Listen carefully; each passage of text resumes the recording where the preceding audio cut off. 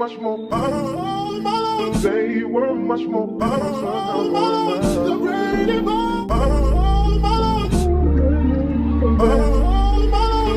were much more.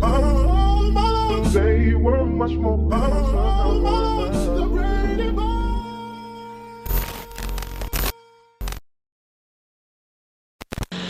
You know what it is, man. Your dog Tre G, the young prince of the city. We outside with it once again. March 14th is going down in a major way. You know what's popping off, man. You Just Had to Be There festival. And I'm sitting here again with two amazing artists from the festival. Also, my big dog. Please introduce yourself, big dog. What's happening? It's Jerome from Unlabeled The Podcast. Yes, indeed. Yes, indeed. Now, we got to get into it with the artists, man. Start with this guy here. Introduce yourself, man. What's up, man? It's your boy J Will, man, from Fort Worth, Texas. Yes, indeed. Fort Worth, man. Introduce yourself. Oh, yeah. I'm Alex Jamal. I'm Grand Prairie, Texas, Dalworth, Texas, man. That's me. Hey, got a little fan club coming in. That's his kid came to that ready. Yeah. Hey, we got to jump into it, man. Jump straight into it. Alex, we'll start with you. What is something that we can kind of look forward to when it comes to the You Just Had to Be There festival? What is something that we can kind of like put on our note docket to be like, okay, we got to check this out? Man, an amazing time for everybody. You know what I mean? So great music, great DJs, great vendors, great food trucks, great art. Okay. Arcade. I like it. I hate to cut you off, but vendors, man, I had a little sample from one of the vendors, and it was crazy. Yeah, it was crazy. Shout out Lavish Treats. Yeah, My boy lit up. In for a treat for real. He ain't stopped smiling since. Since I had that cookie, man. Real talk. Yeah. Man, look, look, hear me out. Lavish Treats. You go, look, just come out. If it ain't but nothing for that, you gonna be good. Big fan. fan. Chocolate they had over there too. That thing was fire. Oh yeah. You had that Dubai chocolate? Mm-hmm. Oh yeah. I already know what time it is. Yes, indeed. Yeah. Now, J Will, introduce the people to yourself. Let them know how you started in music, man. Yeah, man. So I've always been in the music type thing for a very, very long time. My first instrument before I touched the mic was a guitar. So like I'm a guitarist as well. I've been playing since I was 14. Absolutely. It's a fun fact actually. There's a church that I grew up in. We had a youth group that we would do hip hop music every Wednesday night, and what we'll do is we'll like flip like really known songs in that time, and then change it with our own lyrics. So like when the Jay-Z and Kanye West album came out, we took a lot of that stuff. We used that for Watch the Throne. Drake was really big at the time, so like different songs throughout those years. Early 2010s, 2012s. Man, we was taking music and just kind of rewriting and doing our own thing. But I wasn't necessarily doing as much. I was just kind of more so inspired. I did hop on a few, but God pretty much put me in a position to where I was able to have a love for really writing and creating music. And here I am now, man, years later. So I love it. Yeah. I love it. I also love, too, that you put your faith in your music as well. That's really big for you, huh? Yeah, it is, man. It's my everything, man. If it wasn't for him, I wouldn't have the talent, you know what I mean? So why not use it for him? So 100%. Oh, no, I ain't no questions yet. Not okay. All right, cool. No. We'll bounce them off.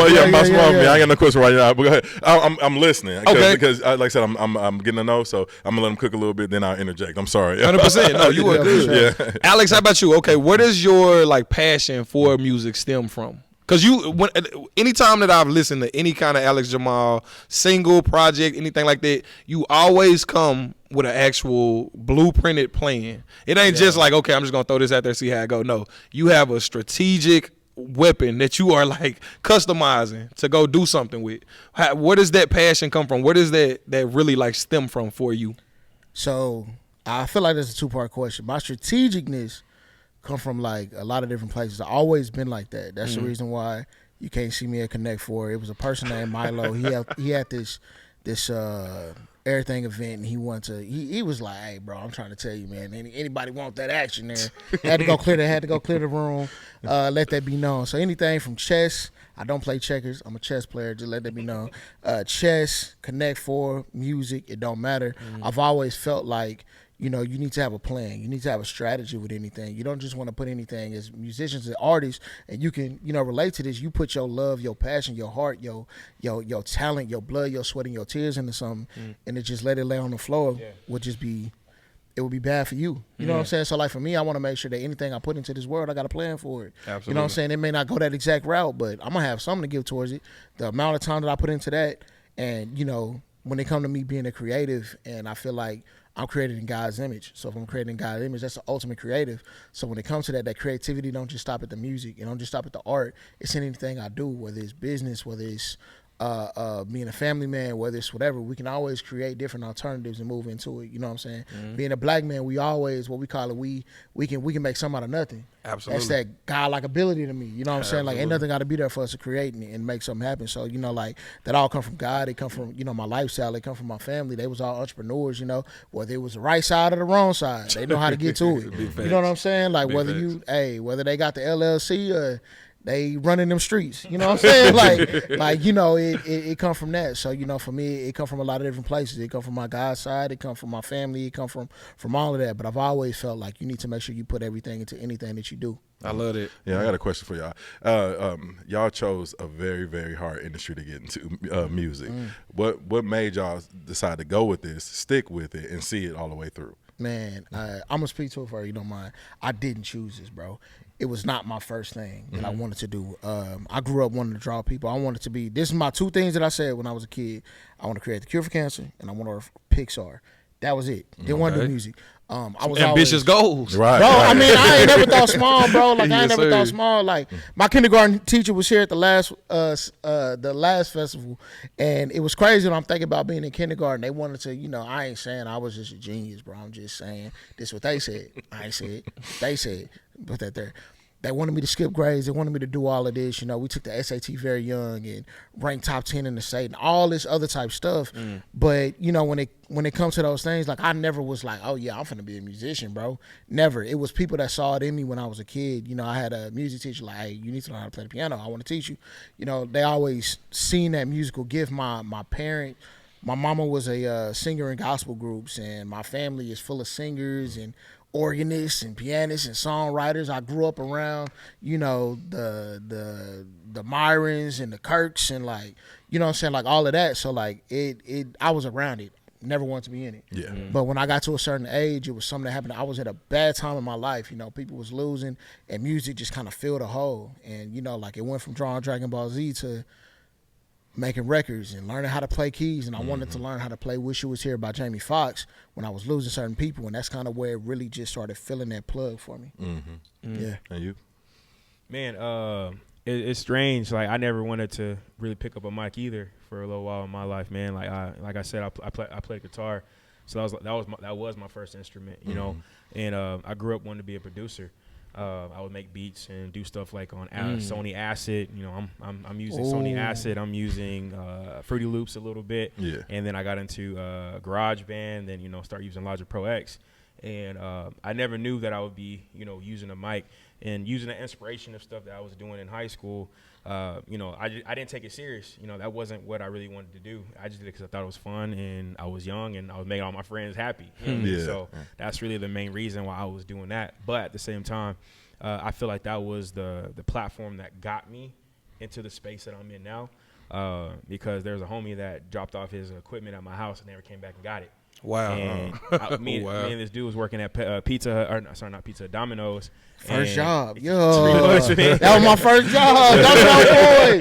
Yo. Man, I was working at Domino's. And Y'all need to go back. I can't never get a piece on time. hey, you just had to be there. When I was there, we was running it up. I'm just saying. Yeah. Man, anyways, long story short, man, this cat what I used to work with is like, yo, you like hip hop? I see you, you know, whatever you make beats, whatever. I showed him some of my stuff. And he's like, bro, can I come to your house and bring my equipment? Because my grandma don't let me use my stuff at the house. I was like, all right, cool. That's cool. So he came over and he literally, like, we sat there and I'm just, like, hitting record every time. He had nothing for me. So he's like, oh, let me go back home and, you know, figure this out. I don't know what it was, if it was a God thing or not, but, like, he literally left all his stuff because he couldn't take it home. Dude never came back to work the next week. Didn't hear from him. Text him, oh bro, I'll be around some other time, whatever. You know, he never came and got his stuff. So like, I ended up keeping it, and that's kind of where it started for me. Man. Right. Like, He gonna see this right here on the couch right now. Like, that's where I left. You know what? I can It's somewhere. Like, when that first hit happened, you in that invoice, dog. That invoice coming. You know, but I was afraid he was talking about in that interview. like, you know, I'm actually grateful and happy that it did turn out this way because like I'm really walking in my purpose. That's what's up. Really walking in what God had for me. You know, inspire other people. You know, inspire even my kids. Like my kids are my biggest support. You know, I was at a homie's house yesterday for a birthday party, and they just threw my song on it. Every single one of them were going crazy. Like knew every single word. I'm like, dang, that's beautiful. That's crazy. That I'm not only growing, you know, a family, but I'm also inspiring my kids to you know think positive and have positive influences on them. So it's dope. That's beautiful. Absolutely. Jay, what is a project that we can look forward to, a single that you're pushing right now? What can we look forward to as far as drops from you and your camp and your side? Man, so honestly, man, I actually just dropped a project called Only by Chance. It's actually a second version. So long story short, I had some issues with the label I was under for a little while, and my music got pretty much canceled, and then I had to go back and redo it. So I dropped it. And I wasn't super duper happy with it. I was like, because I was able to get the music out and art out, but I went back and once I parted ways with the label I was under, I was able to drop the first version that I had. So it's out now. It's called Only by Chance. It's an EP. I'm in a season of growth, man, where I'm building my fan base, building the people that really like what I got going on. So I don't think I'm really going to do a lot of projects right now. I just want to feed people with singles, maybe some EPs, some things that I can, you know, give people to really dive deep into what I got going on. Until I feel I'm ready to drop an album, just because I feel like you put so much work in albums, man, and like if you don't have a solid fan base, like half the people, if they don't know you, they're not going to listen to the whole album. Sure. You know what I mean? Sure. So if you put in the work, I want people to listen to it. So, you know, people like Alex, like I'm learning just like, you know, me and him just met not too long ago, but I'm learning how he's been promoting his project, and he was giving people other reasons of like giving you the music, you know what I mean? And then it's like, I was actually low key looking for the album when I thought the album was out. It wasn't out yet. I was like, dang, I only got a few singles. No. It was out. It was out. You just had to pay for it. It was out. You can You ain't streaming this.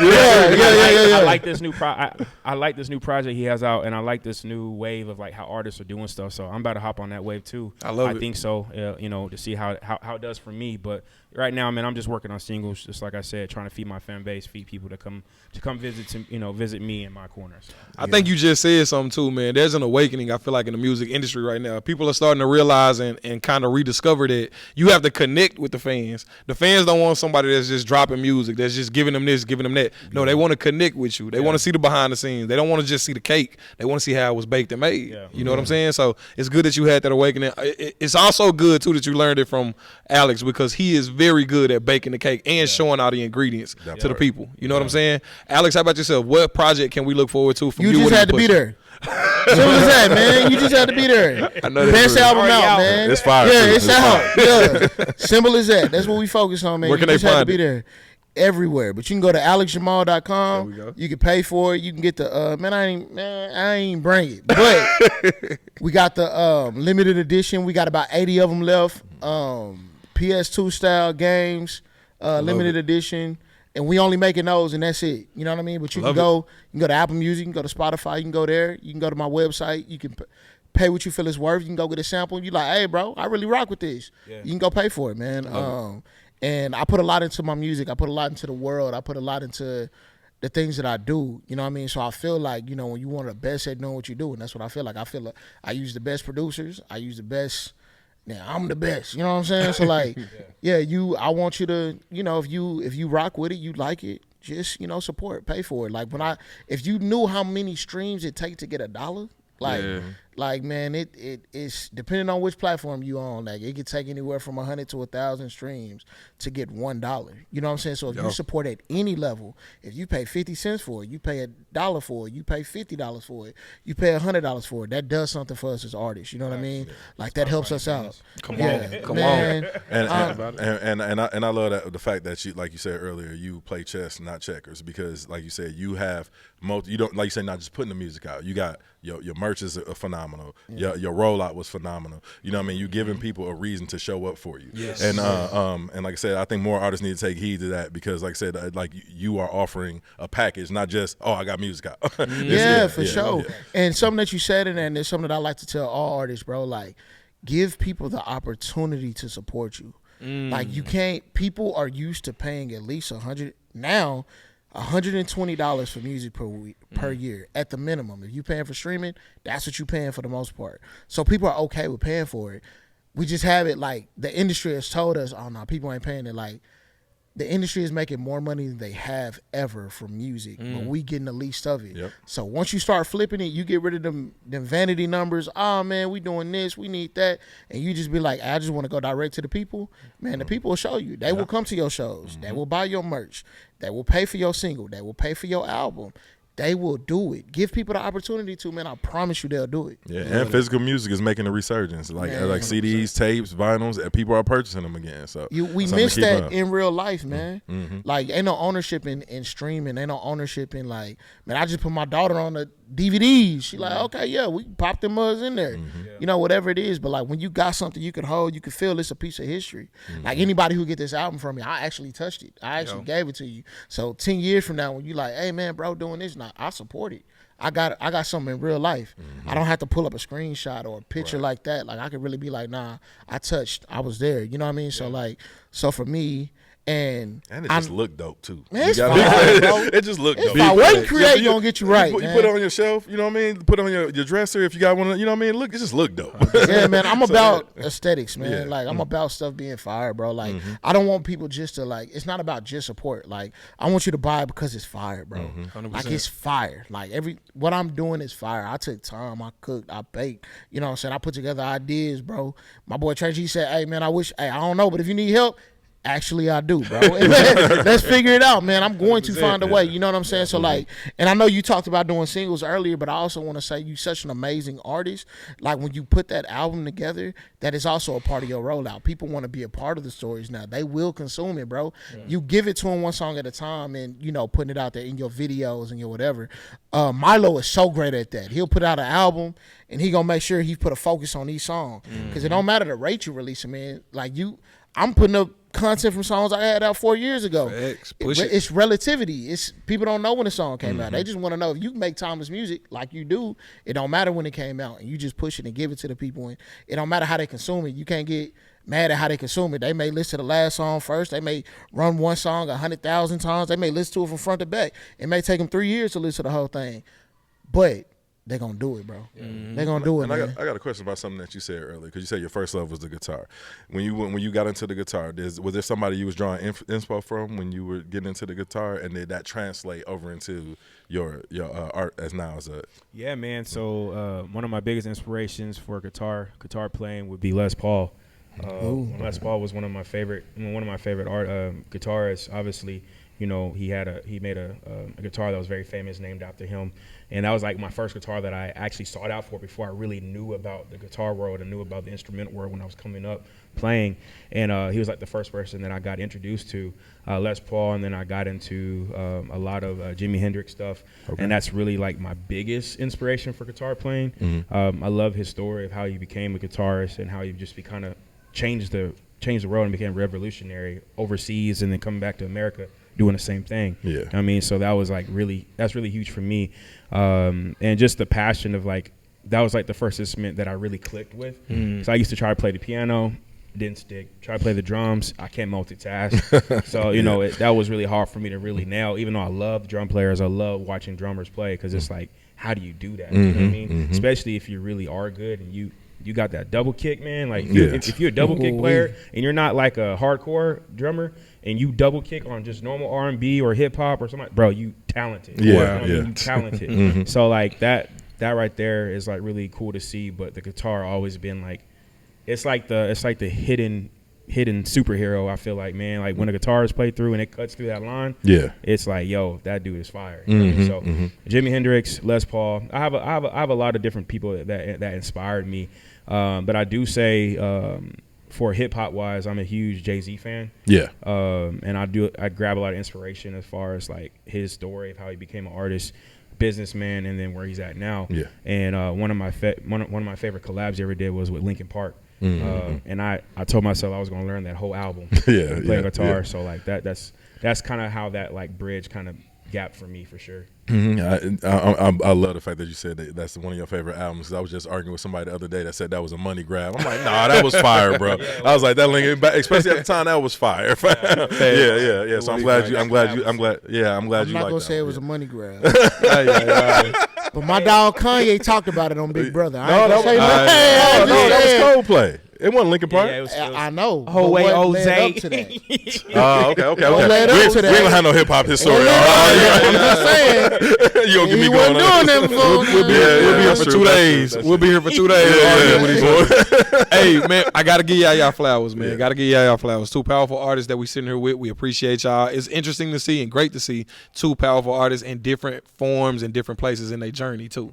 Love that, man. Say, if you want to see them live and in person, you know where to catch them at. You just have to be there. Fest March 14th is going down in a major way. Catch these 2 guys shutting the stage down. That's it for us. Yes, sir. All right, man. Peace. Yo.